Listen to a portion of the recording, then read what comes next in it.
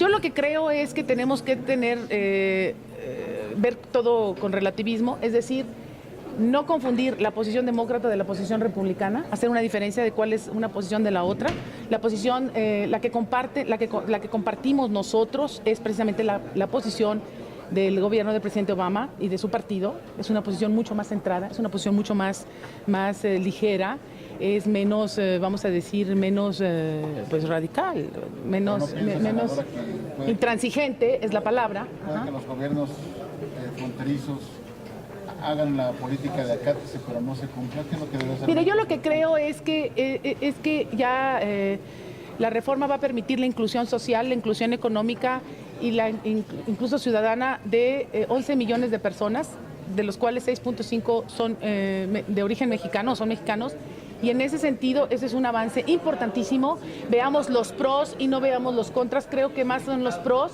Y yo me quedo con que es un éxito para la política del presidente Barack Obama el de poder ya tener una reforma y que va a garantizar pues la inclusión económica y social de 11 millones de personas. Pero no hubo un gobierno pasivo en Enrique Peña Nieto de no interactuar o tener interacción. No, la interacción es permanente.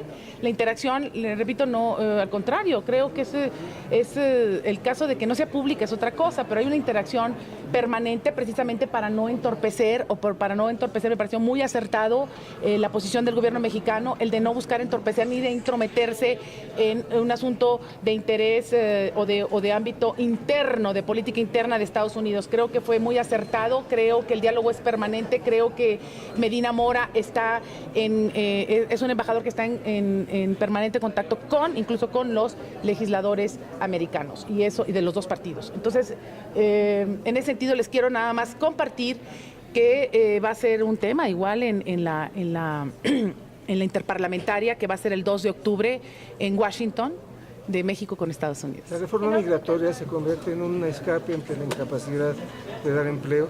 ¿Se conforma el gobierno con eso?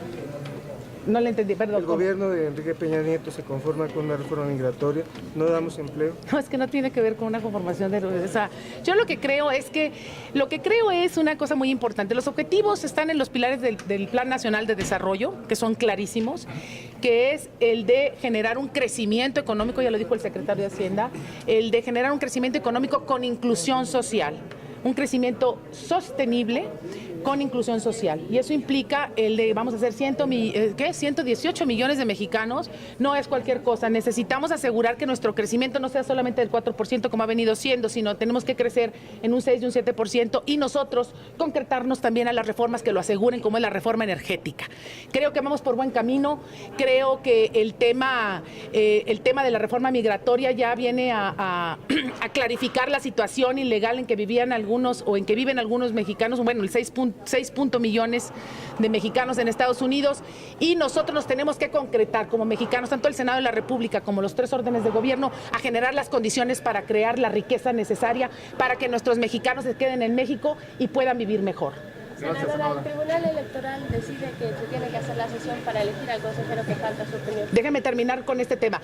¿Alguna otra pregunta para todos? Estamos viendo un mensaje ambiguo por parte de Estados Unidos, por un lado la reforma migratoria y por otro lado el endurecimiento de esta barda.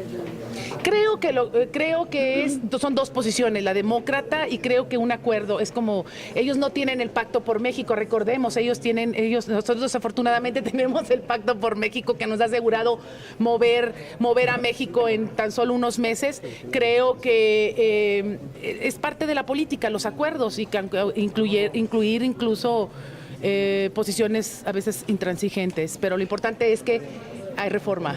¿El consejero? Sí, del consejero. ¿Ordenan ahora hacer esta sesión para elegir al consejero, su opinión? Pues hay que cumplir con la orden.